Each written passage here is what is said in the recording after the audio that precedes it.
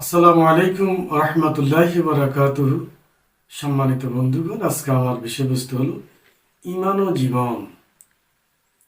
বর্তমান সময় আমরা যদি চিন্তা করে দেখি 1400 বছর আগের কথা আর বর্তমান সময়ের কথা, তার মাঝের বিষয়গুলো, রাষ্ট্র আসছে, বাদশাহ আসছে, রাজার পর রাজা, বাদশার পর বাদশাহ, এখন এসে গেছে আপনার প্রেসিডেন্ট, প্রধানমন্ত্রী। দেখেন, সব কিছুই কিন্তু স্বার্থ আর হলো দায়িত্ব।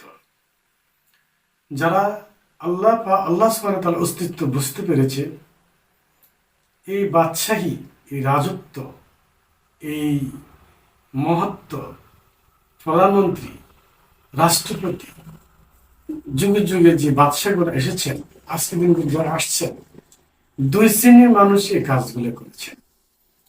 যারা ঈমান এনেছে, যারা আল্লাহ সুবহানাহু ওয়া তাআলাকে চিনতে পেরেছে, বুঝতে পেরেছে, কোরআন ও হাদিসকে বুঝতে পেরেছে, ভৌগোলিত্ব বুঝেছে, এই ভৌগোলিত্ব কার, এই মুলকিয়ত কার, যারা বুঝেছে তারা ঈমানের দায়িত্ব পালন করেছে, তারা ঈমান বাঁচিয়েছে।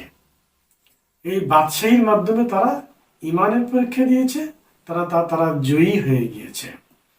আর কিছু মানুষ বাদশাহী করেছে, তারা জীবনের জন্য তারা ঈমানকে বুঝে নেই, ঈমানকে লালন করে নেই, আল্লাহকে ভয় করে নেই।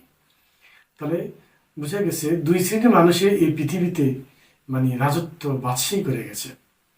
যার বুঝ যেভাবে সেইভাবেই চলে গিয়েছে।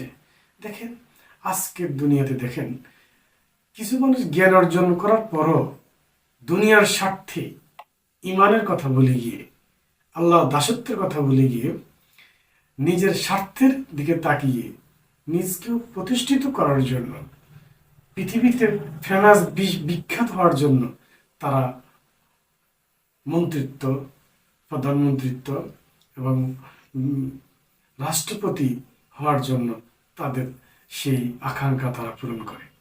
আর আরেক শ্রেণীর লোক আল্লাহর দেওয়া দায়িত্ব পালন করার জন্য তারা এই পদগুলো অলঙ্কৃত করে।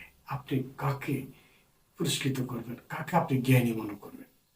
ঠিক বাদশাহ যে ঘটনা, দুই শ্রেণীর লোক, ঠিক আমি আপনার যারা সাধারণ মানুষ আছি, আমাদের জীবনে এমনই। আমরা আসলে কাকে খুশি করছি, স্রষ্টাকে না মানুষকে, না আমার জীবনকে সাজাতে গিয়ে আমি আমাকে? এই জন্য সাবধান, এই জমিন আল্লাহ।